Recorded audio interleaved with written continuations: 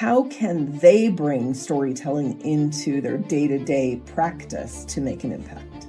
It was just amazing how you saw that moment and you just went in and you were able to capture that.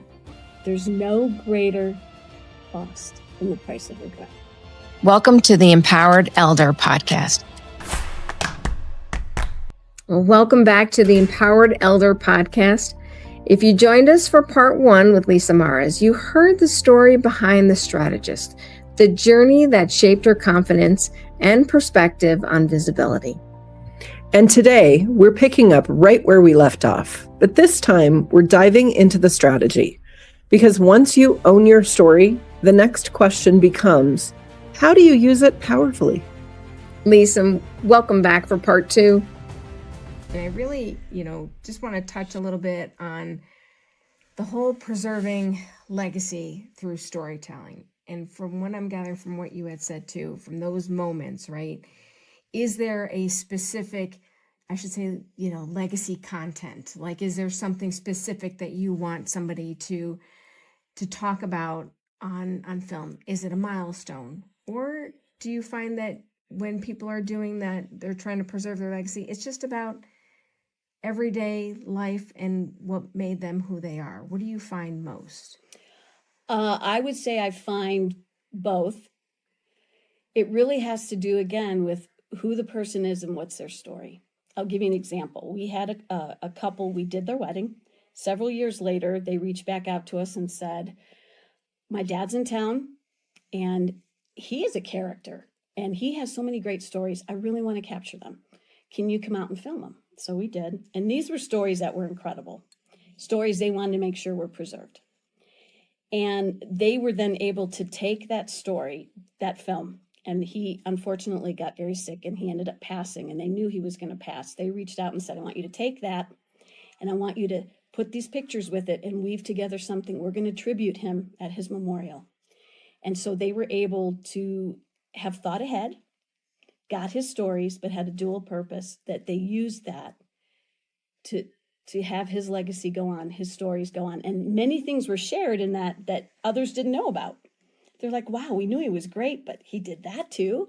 And it was really powerful. And it was a great way to send him off, if you will. That's a nice story. So sometimes the loss of the person is before they pass, right? Yeah. So if there is a diagnosis or a showing of signs of memory decline and that kind of path that they're on, how would you recommend that those around them capture the stories in a respectful and meaningful way? I love that you went there. Thank you. Because that is a big reality in our world today. And video is a multi-sensory tool. It's a multi-sensory thing that we all have in our lives that take us back, like we said, a time capsule, but can also prepare us for what's to come. So with that being said, you again, everything we've already talked about, get them feeling comfortable and be empathetic to where they're at and how they feel, but definitely maybe have that heart to heart, Dad, I know that there's things that are special to you, and I would assume that they already know they're in that situation. Is that what you're coming from, that perspective, that the family Potentially. member knows that their memory's starting to fade and that they are fighting with that? Then I would think they might be open to wanting to share. And then there is a whole list of ways, and it's online. There's lots of research that's been done that they could sit down and how they could work through it and talk to them and get them on film. Because video is actually a powerful tool in memory care. It's very powerful. And getting them to talk again in little snippets, short pieces of time, not keeping them more than maybe 10 minutes. And then when putting something together, it needs to not be flashy, moving too quick. It needs to be very, just like this, casual, maybe an uncut video, just rolling, where they can look at something and go back and go, I remember that. Oh yeah, I remember that happened. And again, as I mentioned, if you're sitting with that person in a setting where maybe I Love Lucy's in the background playing, or an Elvis song, or whatever might have been their era, something that really triggers things for them, it'll take them back again. Even in conversation that happens. I actually had that happen at a party about a year ago. There was a gentleman I met who had a very similar background in the film industry as my husband and I have had, except for he was much more into doing movies and TV shows. And as we were talking, I knew when he came in, his wife introduced him to all of us. He was very much in dementia. He wasn't incredibly verbal, and he kind of looked around, and he was clearly uncomfortable because he was in a different surroundings. So we all sat down, and people were having drinks and talking, and I reached out and just thought, okay, I know that's what his background was. I'm just going to talk and see what happens. So we just all started talking. People were asking what we did. As we talked about the video and film industry, he started to kind of perk up. And then I turned and asked him a few specific questions. And I kid you guys not, it's like a light bulb went on. And he changed before my eyes. And he was there again. And he was talking as if he was on the stage floor, giving direction, listening to cues, everything. And his wife came in behind him. She hadn't been part of the conversation at the time. She came in behind him so he didn't see her. And she looked at me, tears were in her eyes. And she whispered to me, "Thank you." And I had to hold it together so I wouldn't lose it right then and there. But for those literally, it was probably about a 10-minute conversation. He was a different person, and he was there again. And that meant so much to me to think that just in a conversation, he was there. And he was who he was, who she fell in love with. And still loved, of course, but he was there again. So I think that's how it has to happen, is the family members saying, are you comfortable with this? And then just starting to catch those snippets. And then maybe when the time comes and someone forgets, they can watch it again and see themselves. And that might help them as well. And that was his meaningful story, because that was Absolutely. bringing back memories of a time that he enjoyed so much. Oh, yeah, doing what he loved. Yeah, He spent his absolutely. whole life doing. And that was powerful. That was really powerful. Yeah, Give me it's a beautiful goosebumps. gift to give to him Yes. and to his wife, Yes. right? Let's just say I laid my head on the pillow that night and I wiped the tears again. I'm like, this was a good day. Yeah. Because it felt really good. And I knew it was good for them. You can't classify what's a meaningful story, because it's going to be different for anybody, for everybody, because everybody has something deep inside. And the way that you pulled that out of him, that was his story. And it was just amazing how you saw that moment and you just went in and you were able to capture that. It was beautiful. Thank you. I'm glad I got to share that with you guys too. And hopefully that encourages others to just start with that conversation and to listen, actively listen, and be sensitive, like we were talking. If they're not comfortable, you back off. And if they seem to be getting into it, find the right angles to go in and be. And I think the other piece of that too is to authentically be curious and want to know and hear, because people know when you're not genuine, and they would know if you're trying to just talk to talk. Yeah, what do you care? Kind of thing, you know? So just to be real. For those who want to get started, and maybe the technology is a little overwhelming, even the idea of putting, technology pieces together, they know maybe that they want to work with a professional, but they've also heard that the professional solution is or can be daunting in terms of the finances. Right. What is a way that you could help families just get started from an affordable perspective on going down the path of capturing this legacy? No, I appreciate that question, because that's something I think that's really beneficial for people to know it's not out of reach. Mm-hmm. So there's a couple of ways I would address that. The first one being, if they want something that's put together that would be kind of maybe a gift for the family to have down the road, of grandma's stories or mom and dad's legacy of how they met and married and dated, whatever, they could do the filming themselves and then contact a professional and say, will you put something together for me? That's one option. Another option would be to consult with the professional in advance, and they may offer services of consultation or to go in and set up a home situation or studio, or even walk them through what to do the filming on their own. Another option would be to, depending on how elaborate of a story they want, they could hire a company to go in and basically do the pre-production, set up, here's the questions we're going to ask. This is our end goal. We're going to have a story that flows through these chapters, if you will, of your life. So here's the main conversations we're going to have. And that could be done over time. It could be done over, one short session. There are companies, I'm sure, I know we do, where we would work with what their budget is and work with them over time. And unfortunately, we're talking about time, and we don't always have time, right? That's why this is a sensitive thing, to get the time with your loved ones on film when you can. But if people are going to be in town and you want to capture that, then do it. Do it. If you can't do it yourself, definitely call someone, but definitely get it. I think that's a great reminder because, I go to family events and think afterwards, I didn't get a picture. Right. Or, that was a great opportunity and we just missed it. Yep. Right. Yep. So maybe it's the awareness of wanting to put it down too. Exactly. To capture the moment. And capturing it over time. Like you said, it doesn't have to be like one session. Correct. Where you are just, all right, let's just put everything out there on the table. Let's go through your life story all at once. Like you can either do it like in little snippets, like you said, and I like that.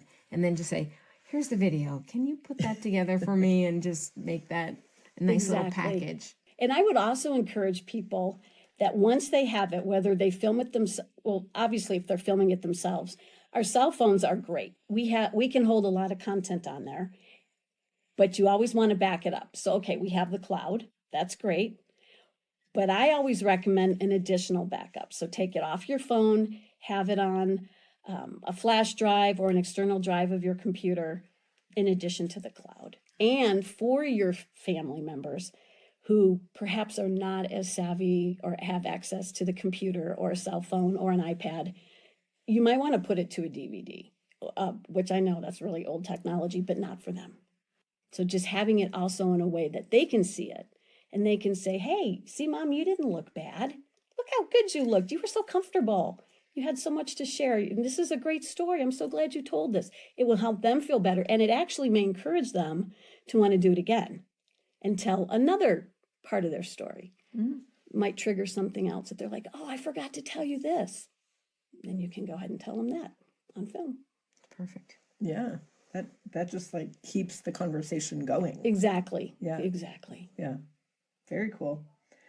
So when families are getting kind of prepared to put this down, whether it's film or audio or whatever, what are kind of the guidelines that you would give them for getting organized around that process?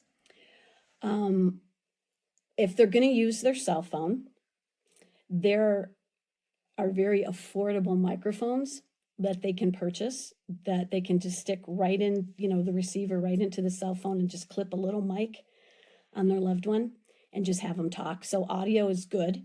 But again, the cell phones can do well if you're fairly close. Number two, I would recommend that they think about the settings that they're filming in. Lighting is important. Keeping the camera steady or the phone steady is important. So having, a tripod for a phone is great. You don't want them to be, blinded by, say, the sunlight coming in the living room window or the lamp that's on the table. You want to be mindful of what it looks like. Because remember, down the road, this is what you're going to have left. And it might be nice, too, to have it a wider shot instead of close, because you might want to remember how Mom had her living room set up with all the family pictures, the gallery on the wall. So those are things to think about. And then again, maybe give them a list of the topics you're going to talk about. And like what we've done, maybe not go deep into what the questions are, but to give them an idea. Hey, Mom, I want to talk to you about, why did you go to college? Why didn't you go to college? Whatever that topic is. Yeah. For me, the question that I always love to ask is what made you laugh? What made your dad laugh? What did your family find humorous? Yes, right? That's a great question, because every family has a different sense of humor. Until they say we don't laugh. You're like, okay, let's Yeah. pick another topic. We're a serious family. Oh, not fun. I want to just kind of go off a little bit to talk, looking at legacy beyond the family, right? So if you're working with a family, and we've covered that, love the conversation, but let's just touch on a little bit. What does it look like if you're trying to, from a senior center perspective, or maybe healthcare providers, like, do you tap into building legacy from that perspective or beyond the family? Like working with those community organizations, like going into maybe a community and having different individuals share their stories that maybe they're not related, right? They're just sharing a common area or place that they're living. Yes, absolutely. In fact, I'm working on a project right now with that in mind. Tell us about that. Well, it's still in the early stages and hopefully it goes through, but it's working with a photographer and going in and helping the people in the community feel valued. This goes back to my social work background. I just want people to know they're special, they're loved, to affirm them, and really when it comes to seniors, help them realize your life mattered. You did really big, great things. You may not think so, but you did. And pulling that out through the stories, that's what gets me excited. So I guess that goes back to values. Mm-hmm. That's what means a lot to me, to see them, the light bulb go off where they're like, yeah, I guess I did do good. Because when you think about it, there's a lot less road in front of them than behind. And when you're older, you do look back. You reflect all the time on what I did right, what I did wrong. I should have done this. I should have took that trip. Why didn't I blah, blah, blah, right? And so helping them feel affirmed and valued when really the world looks really different from where they are means everything. It means everything to them and to their loved ones. And it could actually change how they feel about their day. Just knowing, wow, yeah, I forgot about that. I did do good. I wasn't a mean mom. I did teach my kids blah, blah, blah. And now look at them, Mm-hmm. I just think that's really important. And they might not have families, right? So you're asking questions that if they didn't have a family or love them that was close to them or in the same area, Yes. you're asking questions that they may never have had the opportunity to answer or respond to or get their story told. Absolutely. That reminds me, Nicole, of a woman I knew that before she passed, I had the opportunity, not on film, but just in conversation, to talk to her about her career. She never had children. And so when you're in your 80s and 90s and you're alone, that compounds what you're already going through. And I really found it intriguing talking to her about her career. She was a career woman when women weren't career women, and finding out why she did what she did and what was it like working in a world where it was male dominated. And I saw her feel so good about herself when looking around the room, others had their kids and grandkids visiting and she didn't. So yes, that piece of them seeing and hearing their stories again, I think is very important.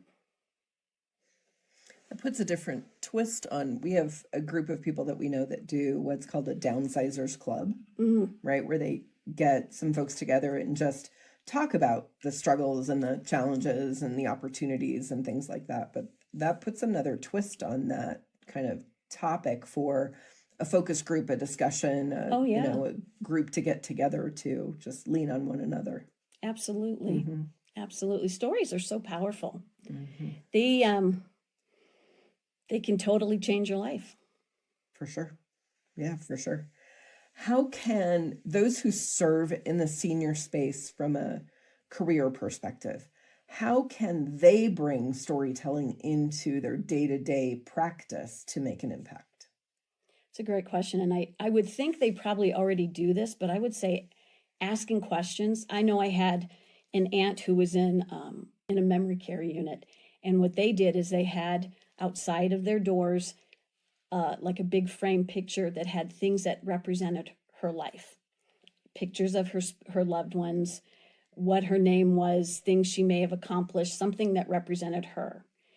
And I would imagine that sparks the staff that work there to ask questions around those things. So I would think that the different homes or different community places have things in place where they teach their staff to ask questions, to be kind of aware of what's the story behind this resident and this resident. And then those are the things to kind of talk to them about that kind of help them get through the day or help them feel good about what they're doing. Well, if they're not asking those questions, I think that's a great kind of guide to suggest. Absolutely, because again, I don't know if you guys have seen the picture, but I saw it and it's kind of floating around out there on social media.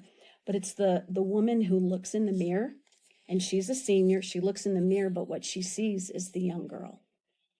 Inside each of us, even it doesn't matter how old we are, we still think of ourselves and see ourselves and often hear the voice of a younger version of ourselves, whether it's something good we did or something we shouldn't have done. And thank goodness it's not documented because there wasn't iPhones then. Yeah, that's floating around out there too. Yeah, the crazy person dancing up on the table. Yeah, I know what you're talking about. Oh, you were there. Dang it. Shh, there's no film. Good. But yeah, hopefully they ask questions. Yeah. Hopefully they ask the right questions and engage them. Yeah. And maybe that'll get them talking among themselves, because like you're saying about that group of sharing, that they could then hopefully help each other and encourage each other. And you think of it like if somebody is in memory care, for instance, and they think that whether they're walking down the hall, but think they're late for work, or they're used to a certain routine, that they're kind of going back in that space. So asking those questions and knowing what did that individual do through his career, his or her career, and then knowing that's why they're saying what they're saying or doing what they're doing, because they're reliving that period of time. But unless you ask those questions, you're not going to make the relation to why they're doing what they're doing. So I think it just kind of goes back to the importance of asking questions and the storytelling and knowing what brought them to this point in their life, right? Absolutely. I really believe we can't know where we're going if we don't know where we've come from. And sometimes you don't want to go back down the road you came from because it wasn't a good one. You want to go on a different path. And that can be the same in families. So it's good also to know what are illnesses that our families dealt with? What are other challenges? What are addictions or whatever it might be? And that's mindful. And that may not come out unless there's a conversation. What would you tell families that are saying, oh, we're just going to wait until mom has this, or that for the right time to have that conversation? What would you tell those families that are just waiting for the right time? To have a conversation about anything? Documenting legacy, telling the stories. I would say, with all love and encouragement, the time is now, sooner the better. We're not promised tomorrow. We don't know what the future holds. And waiting could be bad. It could be really bad, because you don't even know if you're able to do it. And going back to the question as well that you asked about cost and keeping things cost contained or being affordable. In my experience in life, I'm sure it could be yours and what people have told me, there's no greater cost than the price of regret. You don't want to have regret. No regrets. So take and seize the opportunity, plan. Because as financial planners will tell you, failing to plan is planning to fail. You've got to set this aside. And if you're going to take that family vacation, set aside time to just have a conversation and film them. I know we actually had that happen a couple years back, where family members were gathering at the holidays up in the mountains and said, hey, we finally have everyone together. Come on up here, we need you. And that's a great thing to do too. That's when families do their family portraits, like you mentioned, at the holidays. Just make it part of your whole overall planning. If you're planning a wedding, plan to have something there. And there's all kinds of things now available that you can still capture and document Whether you hire someone professional or you do it yourself, you can certainly get a lot of tips online. Just do it. You can also have all of that blended together later, right? Absolutely. So if you have snippets from different events Mm-hmm. or weddings or whatever, come to a professional to say, here Yes. are all the parts and pieces that I have. What can we do with this? How can we put it together in a storytelling format? Exactly. I'll give you another example that we certainly didn't see it happening this way. When my son was in college, he had a project he had to do that had to do with Denver in the 50s and what was it like and what were the issues and how were the police interacting with the community. So he was going to interview my father-in-law. And and my father-in-law consented, which I thought was great. He wanted to share his story and he had great stories. And I said, well, why don't you see if Grandpa's okay with you setting up the GoPro and just film it in case you're missing something while you're typing. You can go back and hear it and see it and put that into and lace that into your report. And he did. And I have to tell you guys, I'm going to try not to get choked up and cry, but that is so precious to my husband and I, to our family, and to others in the family that have seen it and enjoyed it, because he shared things we wouldn't have known. And actually, there were pieces from it that we were able to put into his memorial film that were so powerful. And he actually said in his time with my son, interviewing him, if they were to write a book about me, I think I would title it From the Ghettos to the Meadows. and that just touched me, because that was in his way saying, I know I worked hard, but I made it. And I've made something where my family can go on. And that was, I'm trying not to get too teared up, but it was really special. So again, I can't emphasize enough, seize opportunity, whatever it is. Take that time to have those conversations and film them. And again, it doesn't have to just be a formal conversation. It can be, like we said, the wedding, the family party, just hanging out. It could be driving in the car somewhere. And you just start recording. Just be careful where you have your phone to do that recording. Yes. Speaking from experience. Absolutely. Because there's a lot of background noise that you don't realize is background noise, especially in the car, because it's there every time you're in your car. But the audio picks that up. Yes, and it does. Might make it more difficult to hear the conversation. Yeah, and unfortunately, Tasha, that brings up another good point. In video, for it to be powerful and effective and part of the legacy and something that someone will enjoy, the audio and the video are each very important. Each have 50% of the weight. So you may have great visuals, but if you don't have good audio, the person's not engaged, they're going to lose it. And you might have great audio, but if the video's jumping all over the place, poorly lit, or they look like a silhouette because the light behind them is too strong, again, that really affects it. So I really appreciate you saying that. Yes, they need to be, when you're doing this, be mindful of the audio and the video. How long ago did you do that recording of your father-in-law? It was, I think it was about a year before he passed. And I'm interested, I mean, what does your son say now? Like when he goes back and he watches that video? I mean, I know it's an emotional, I could tell from when you're telling the story that it really touched you deeply, but I'm from a standpoint of your son, what does he say about when he goes back and watches that video? He was really happy to get what he got from it. He didn't know the things about his grandpa that he found out. And I think he was initially, being young, more concerned, excuse me, about being on film, how he sounded, how he looked. So he actually approached it probably the same way some of people might think when they're the ones asking the questions or interviewing their loved ones. Like, I don't want my voice to be heard. What if I sound stupid? What if the camera sees me and I don't look good? All those things aside, he's very happy he did it. And he's really grateful he has it. And he'll have it forever. Yes. Right? So that, And the family's happy that he did it. yeah. Yeah, and to share with future generations too, Absolutely. right? Absolutely. Because we start to lose the memory of, we might remember the story, but we can't necessarily remember the tone of voice, the speed of voice, the inclination of, you know, what the emotions were that came out in the story, those kind of things, unless we have it recorded. Absolutely. And jokes, like I mentioned, the gentleman that we filmed, and the family had us then create a memorial from that and weave that in. That was a big part of why they had us film him, is because he was not only funny with great stories, but he was funny. And his son wanted to make sure that was never lost. That's awesome. Yeah, it was really cool. It was really cool. I also wanted to share, if I could, Please. that video is so powerful. It's not just the legacy part is obviously where my heart is, without question.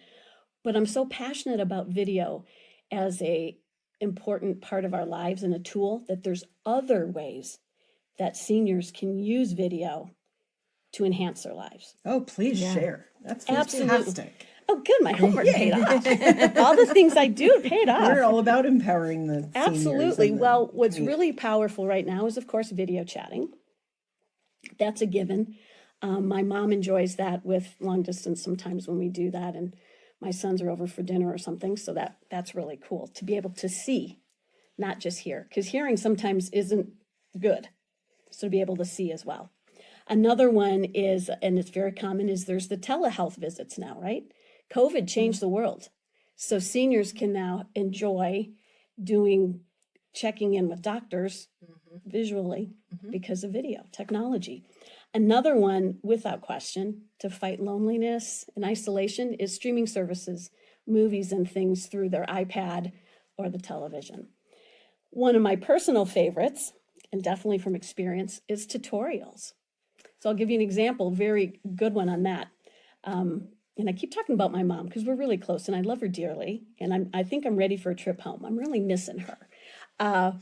But she loves her gas fireplace, especially living in the Midwest. It's very cold and she enjoys that fireplace. Well, winds kick up a lot and it causes the little light to go out on the fireplace. And then she has to wait for someone to come and put it back on again. And I have a wonderful cousin who goes often and will help her when that happens. Well, he was not going to be available to do it again. And so he was coming and she said, oh, I don't know what I'm going to do. He's the only one that knows how to do this. And I just don't know who else can do it. I said, Mom, here's what you do. Get your cell phone. And she's very savvy for a senior. I said, get your cell phone and ask him if it's okay. And when he's fixing it for you, if you can film him working through all the steps. And she did. So she has the video of how to do it. And then when another relative was there, I think it was my brother, and he's very good at everything he does, but this he hadn't done before. She was able to say, okay, here's what you do. And he watched it and he got it. That's fantastic. And what was cool about it is she had her goal met. She could still have her fireplace going. But can you imagine how good that felt? She was like, hey, I taught you something. That's right. yeah. And she goes, I did it. I handled my phone. I took the video. Yeah. I'm showing you technology and it's working. And yes, I'm still the mom. That's awesome. So again, that's another use for video. Virtual reality and interactive video is a cool thing too, especially in memory care settings. They use that. So that's something you could explore. Insurance documentation. That's another cool thing with video.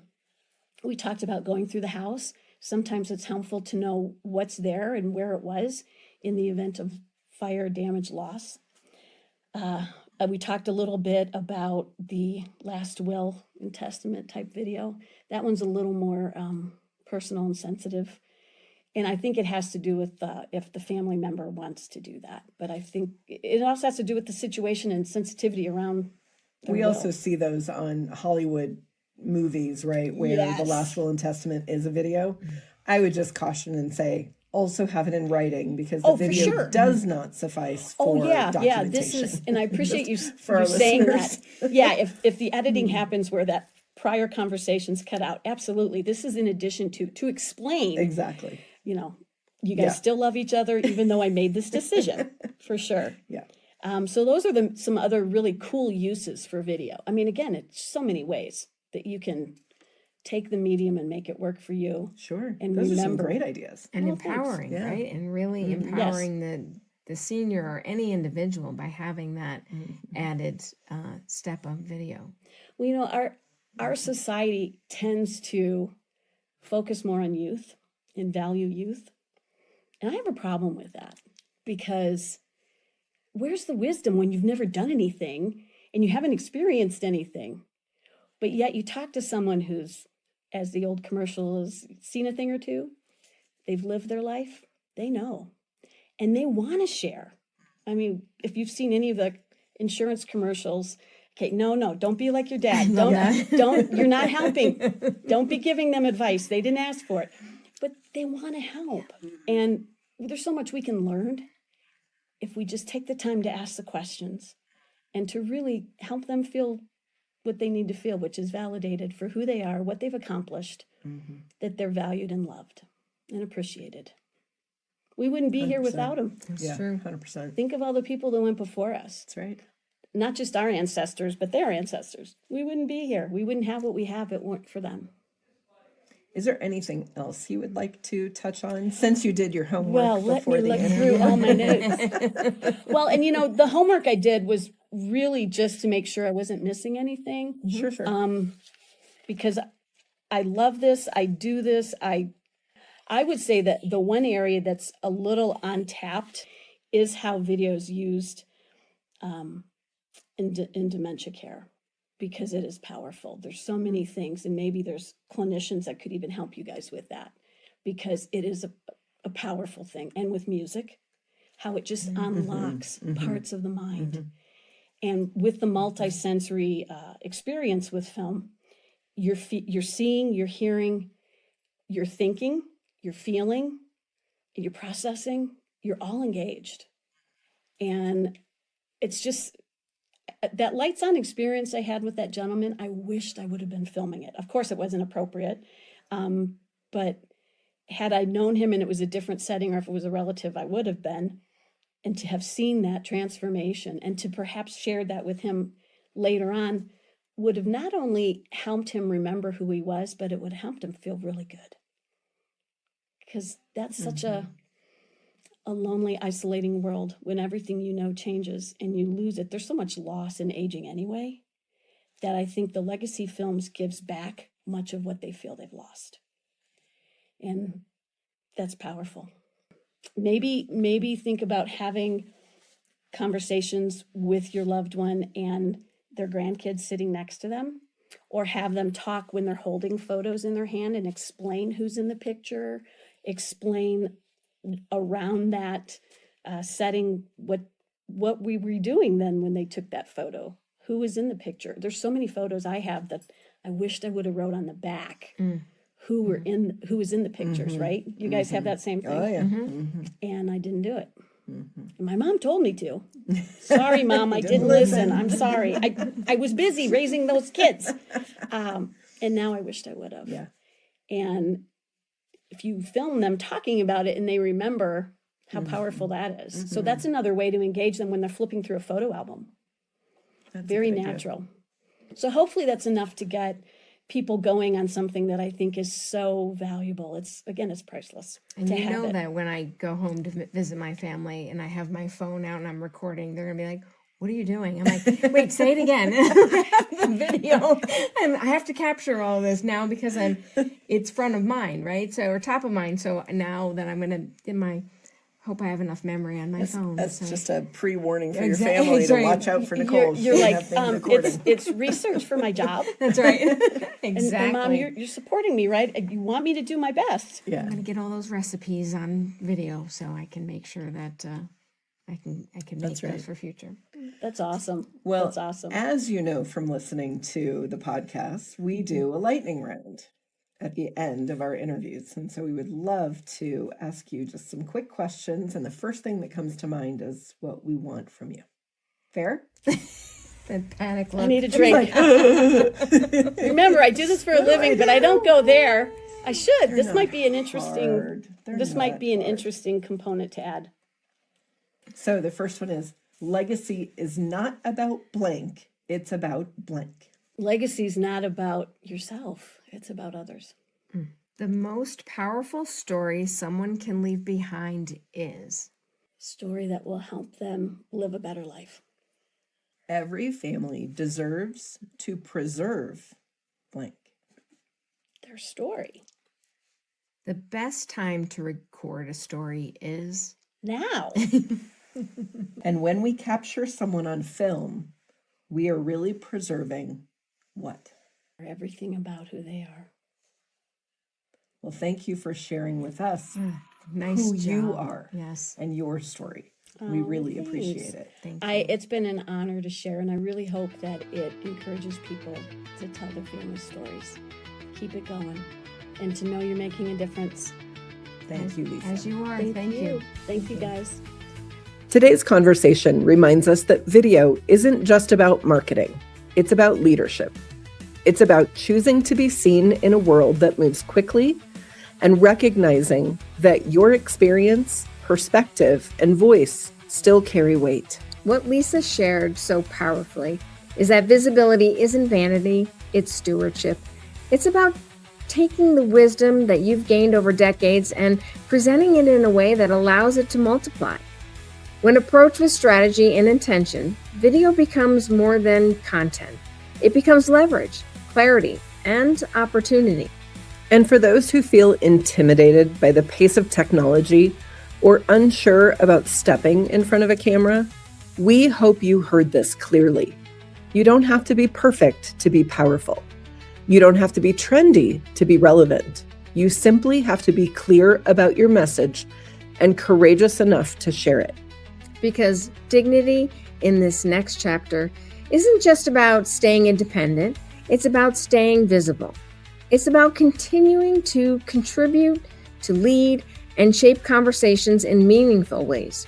Lisa, thank you for the work you're doing through Maris Media and for reframing video as a tool for empowerment instead of intimidation. Your perspective reminds us that when people are equipped with the right strategy and the right mindset, they can amplify their impact without losing themselves in the process. And if today's conversation resonated with you, whether you're building a second act business or you're stepping into thought leadership or simply wanting your experiences to reach more people, we hope you heard this clearly. Your story has value and it deserves to be seen. If you'd like to learn more about Lisa's work, you can go to marismedia.online and can find all of her information in our show notes, where we've included ways to connect and explore how strategic storytelling can support your goals. We're Nicole, Robilotto, and Tasha Beckman, and this has been the Empowered Elder Podcast, where we talk about home, heart, and how intentional visibility becomes an act of legacy.